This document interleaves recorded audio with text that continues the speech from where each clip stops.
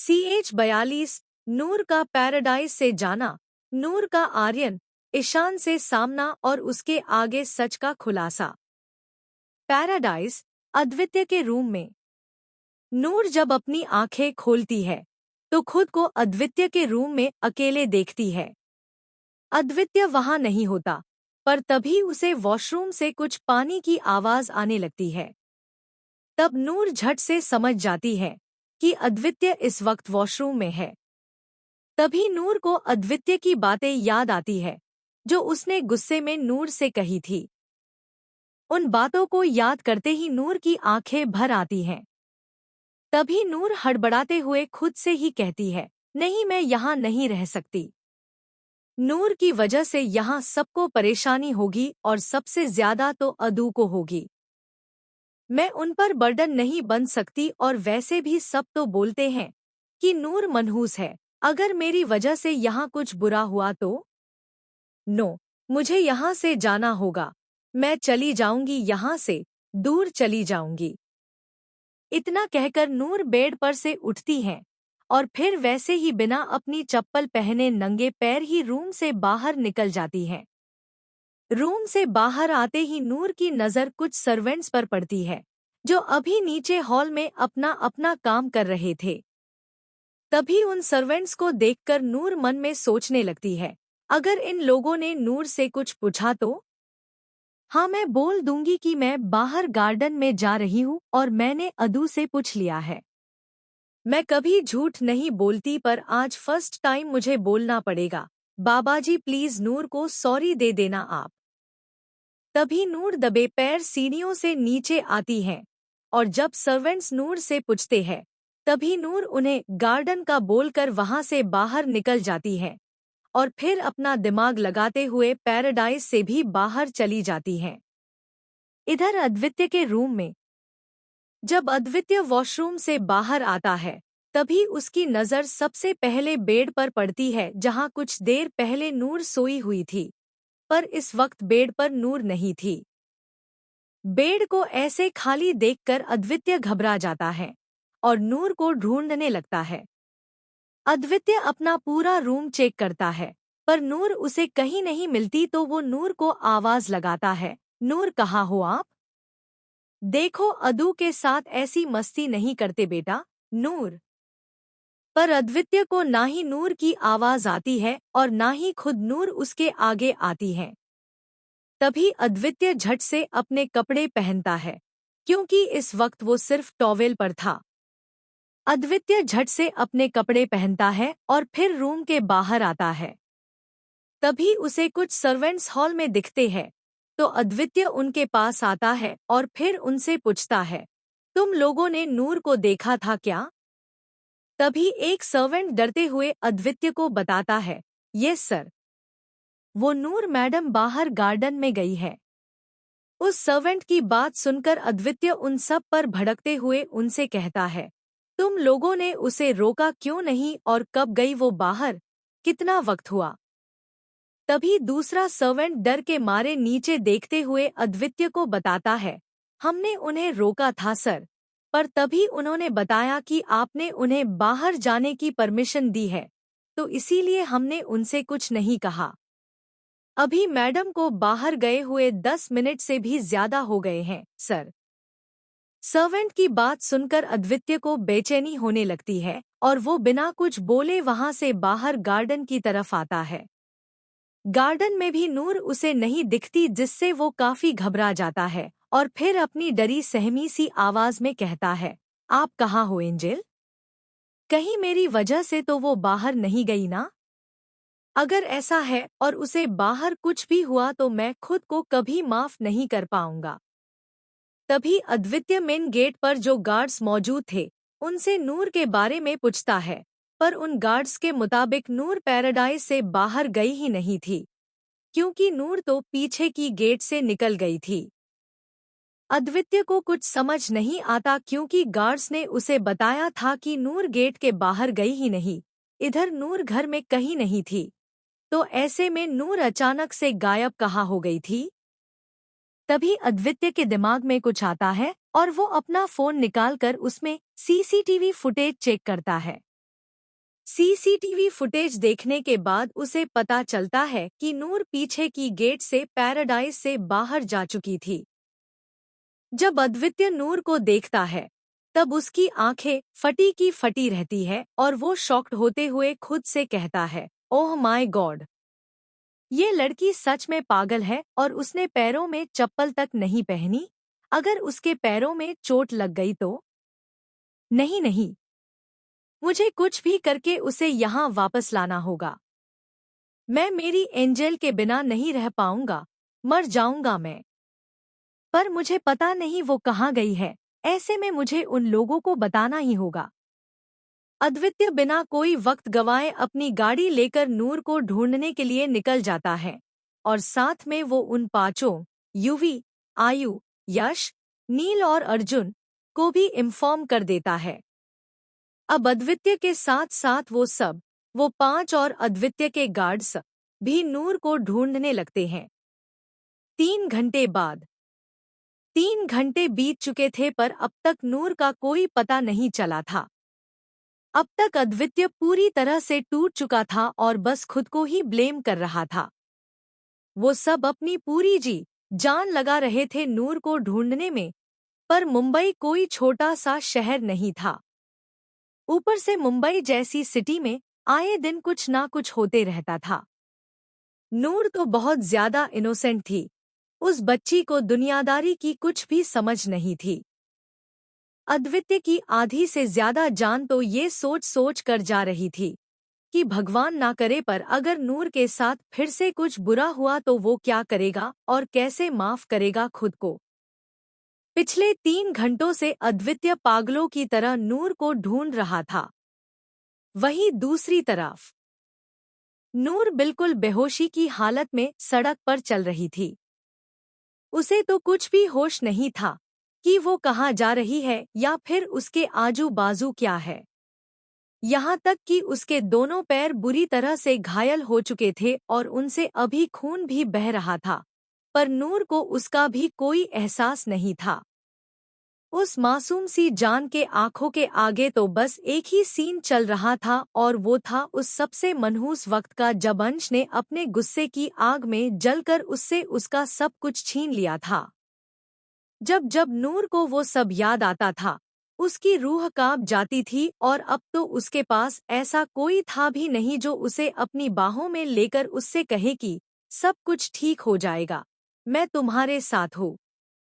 इस वक्त नूर को सच में किसी के साथ किसी के प्यार की बहुत ज्यादा जरूरत थी। जब अद्वितीय उसके पास था तब नूर को ऐसा लगा था कि अद्वितीय ही वो इंसान है जिसकी उसे सबसे ज्यादा जरूरत थी। पर जो कुछ भी अद्वितीय ने नूर से हॉस्पिटल में कहा उसे सुनकर नूर की वो उम्मीद भी टूट गई थी और वो फिर से अकेली हो गई, पूरी तरह से अकेली। तभी नूर चलते हुए ब्लैंक होकर खुद से ही कहती है, अब मेरी लाइफ में कुछ भी नहीं बचा है। नूर मम्मा के सपने को पूरा करने के लिए जी रही थी और अभी तो शायद मैं वो भी नहीं कर पाऊंगी। अंश सर ने मेरे साथ बहुत बुरा किया जिसके लिए मैं उन्हें कभी माफ नहीं करूंगी और अब तो मुझे उनसे कोई भी हेल्प नहीं चाहिए। रही बात अदू की तो अब वो भी मेरी हेल्प नहीं करेंगे, मतलब अब नूर के पास कुछ भी नहीं बचा और ना ही नूर मम्मा का ड्रीम पूरा कर सकती है। जब मेरे पास कुछ भी नहीं है तो मैं यहाँ रहकर भी क्या करूँ। मेरी बहन के लिए सब लोग हैं, उनसे सब प्यार करते हैं, पर मैं तो बिल्कुल अकेली हूँ। मुझे अकेला नहीं रहना है, बहुत तकलीफ होती है अकेले रहने से। इससे अच्छा मैं अपनी लाइफ ही खत्म कर दूँ। वैसे भी अंश सर ने मुझसे मेरा सब कुछ तो छीन ही लिया। नूर पागलों की तरह कुछ बड़बड़ाते हुए आगे बढ़ रही थी कि तभी अचानक से उसके आगे एक ब्लैक कार आकर रुकती है।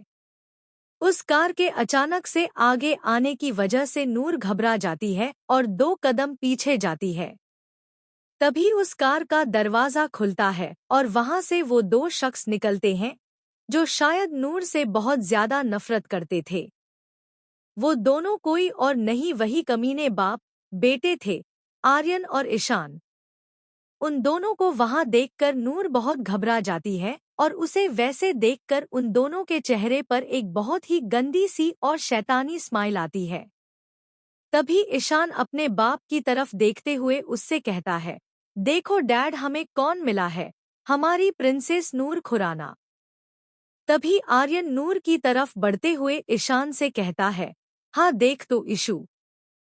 तभी आर्यन नूर से पूछता है, क्यों तुम्हारे उस आशिक, मेरा मतलब उस अद्वितीय ने तुमको जाने दिया, या फिर उसने तुमको घर से बाहर फेंक दिया, जो ऐसे सड़कों पर भटक रही हो। इतना कहकर वो दोनों बाप बेटे हंसने लगते हैं। तभी नूर अपनी नफरत भरी नजरों से उनकी तरफ देखती है और फिर उनसे कहती है, आप लोग बहुत गंदे हो, बहुत बहुत बहुत गंद। इससे पहले कि नूर अपनी बात पूरी करती, आर्यन नूर के गाल पर एक जोरदार थप्पड़ मारता है और उस थप्पड़ की वजह से नूर के होंठों के किनारे से खून निकलने लगता है।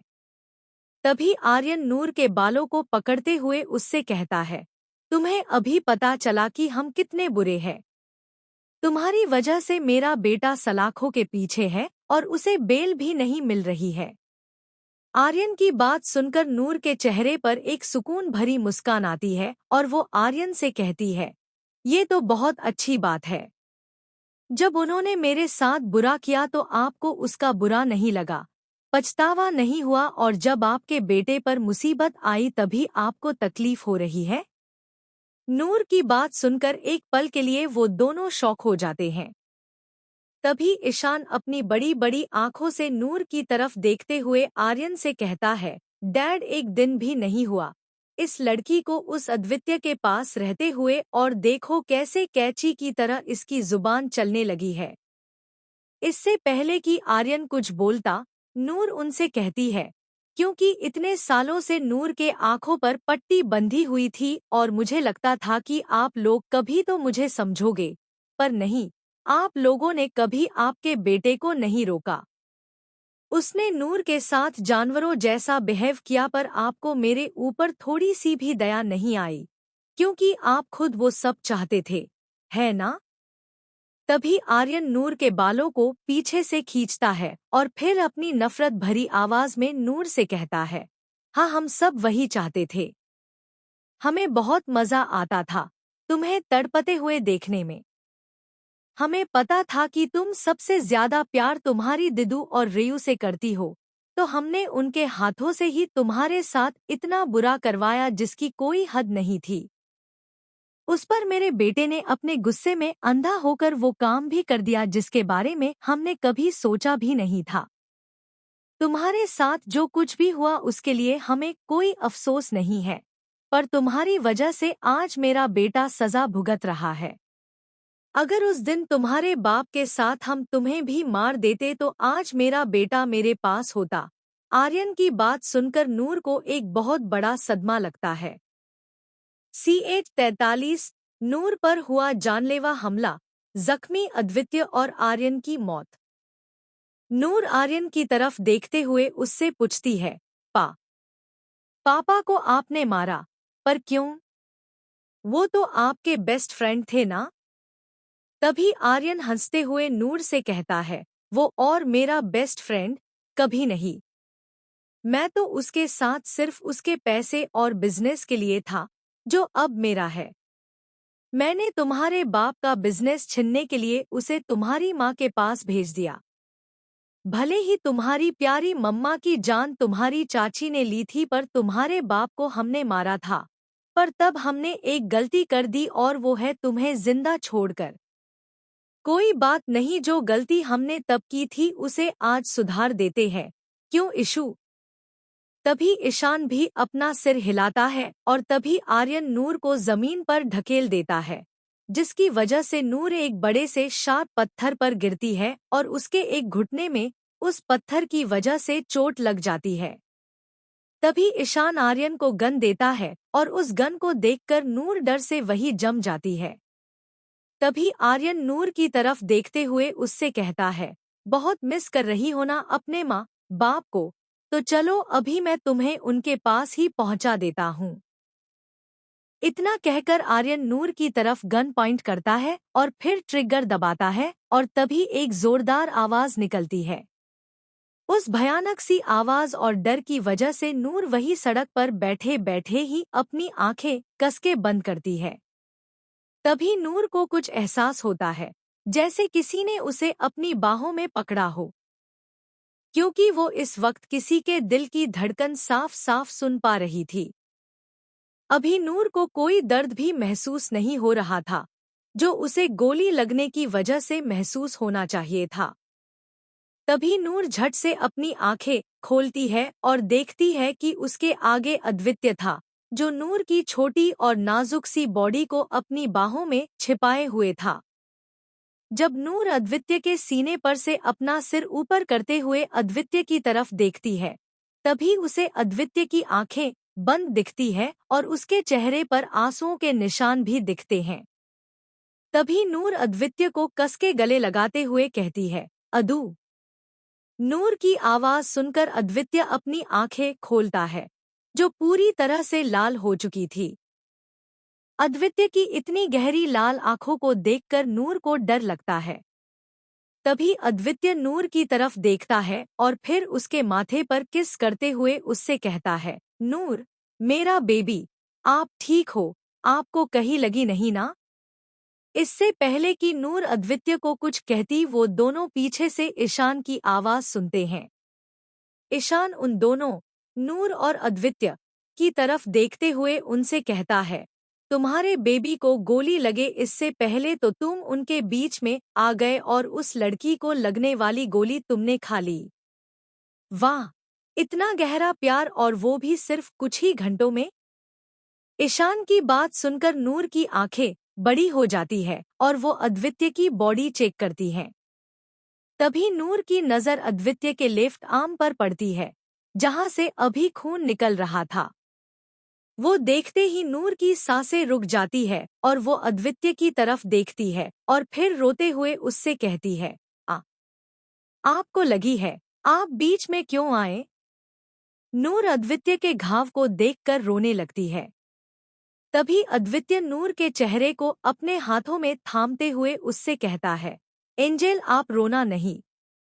गोली बस छू कर निकली है बेटा, और आपके अदू इतने कमजोर नहीं है जो एक गोली से डर जाए। ये गोलियां मेरा कुछ नहीं बिगाड़ सकती, पर किसी का जरूर बिगाड़ेंगी। तभी अद्वित्य उन दोनों की तरफ देखते हुए अपनी सर्द आवाज में उनसे कहता है, अभी रही बात मेरे बीच में आने की, तो मैं हमेशा बीच में आऊंगा जब बात मेरी एंजेल की आएगी। मेरी नूर और मौत के बीच में मैं दीवार बनकर खड़ा रहूंगा। जब तक मैं जिंदा हूँ, तब तक मेरी जान को कोई चोट पहुंचाए ये मैं कभी होने नहीं दूंगा। तभी आर्यन गुस्से में अद्वित्य से कहता है, तो ठीक है, पहले मैं तुझे ऊपर पहुंचाता हूँ और फिर तेरी जान को। तभी आर्यन फिर से अद्वित्य पर गोली चलाने ही वाला होता है कि तभी अद्वित्य अपने एक हाथ से नूर का चेहरा अपने सीने में छिपाता है और अपने दूसरे हाथ से वो अपनी गन पकड़ता है और फिर आर्यन की तरफ मुड़ते हुए उस पर गोली चला देता है। अद्वित्य का निशाना एकदम सीधा और परफेक्ट होने की वजह से वो गोली आर्यन के सीने में लगती है और वो वही जमीन पर गिरता है। गन फायरिंग की आवाज से नूर बहुत घबरा जाती है और अद्वित्य नूर को कसके पकड़ते हुए उससे प्यार से कहता है, एसएचएच एंजल, कुछ नहीं हुआ, आप ठीक हो और अदू के साथ हो। नूर डर के मारे अद्वित्य को और कसके हग कर लेती है। तभी अद्वित्य ईशान की तरफ देखता है, जो इस वक्त आर्यन की तरफ ही देख रहा था, जो अभी उसके आंखों के आगे आखिरी सांस ले रहा था। तभी अद्वित्य अपनी खौफनाक आवाज में ईशान से कहता है, गलती कर दी मेरी एंजेल को चोट पहुंचाकर। अब देख कैसे तेरा बाप तेरी आंखों के आगे तड़प रहा है। मैं तुझे नहीं मारूंगा, क्योंकि तुझे तो मुझे तड़पा तड़पा कर मारना है। बस ये समझ ले कि मैं तुझे एक उधार की जिंदगी दे रहा हूँ, जिसे मैं कभी भी छीन सकता हूँ। अभी अपने बाप की लाश को यहाँ से उठा और जा, वरना तेरे बाप के साथ साथ मैं तुझे भी ऊपर पहुँचा दूंगा। अद्वित्य की बात सुनकर ईशान अपनी गुस्से भरी लाल आंखों से उसकी तरफ देखते हुए उससे कहता है, पछताओगे तुम अद्वितीय। और रही बात उस लड़की की जिसके वजह से तुमने मेरे डैड को मारा, तो उसकी जान तो जाएगी और बहुत भयानक मौत दूंगा मैं उसे। बहुत महंगा पड़ेगा तुम्हें ये सब अद्वितीय। तभी अद्वितीय अपनी शैतानी स्माइल के साथ ईशान से कहता है, ओ रियली, दैट्स ग्रेट। वैसे भी अद्वितीय वीर सिंह को सस्ती चीजें पसंद नहीं है। अब रही बात मेरी जान को मौत देने की, तो तेरा ये सपना हमेशा सपना ही रहेगा, क्योंकि मेरे रहते तो उसे मौत तो क्या, एक हल्की सी खरोच भी नहीं दे सकता। अद्वितीय की बात सुनने के बाद ईशान जैसे तैसे आर्यन की लाश को अपनी गाड़ी में डालता है और फिर वहां से निकल जाता है। उसके जाने के बाद अद्वितीय का ध्यान नूर के एक घुटने की तरफ जाता है, जो अभी खून से सना हुआ था। नूर के घुटने को देखते ही अद्वितीय के दिल में दर्द महसूस होता है और वो नूर से कहता है, एंजेल आपको तो चोट लगी है, बहुत दर्द हो रहा होगा ना आपको। तभी नूर अपने घुटने की तरह देखते हुए बस अपनी पलकें झपकाती है। तभी अद्वितीय नूर के बालों पर किस करते हुए उससे कहता है, आप ऐसे घर से क्यों आए? मेरी वजह से ना एंजेल।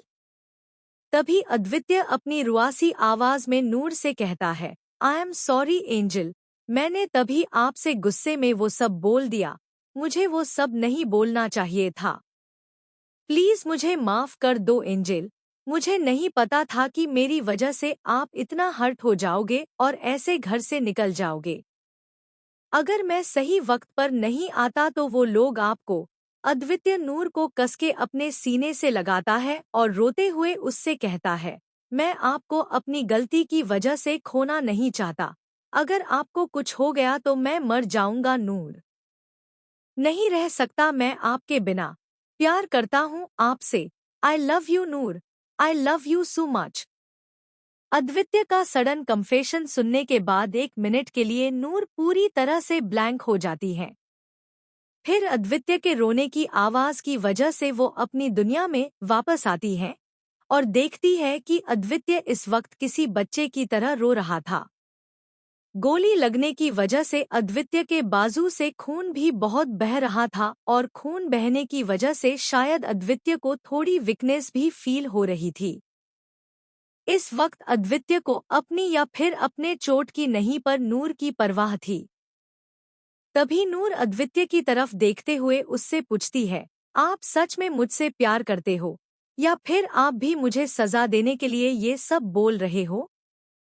नूर की बात सुनकर अद्वितीय नूर के छोटे से चेहरे को अपने हाथों में थामता है और फिर अपनी नम आंखों से नूर की तरफ देखते हुए उससे कहता है, नहीं एंजेल, मैं आपको कभी सजा देने के बारे में सोच भी नहीं सकता। आपको सजा देने से अच्छा तो मेरे लिए मरना होगा। अद्वितीय की बात सुनते ही नूर अपनी आंखों को बड़ा करते हुए अपना सिरनामे हिलाती है।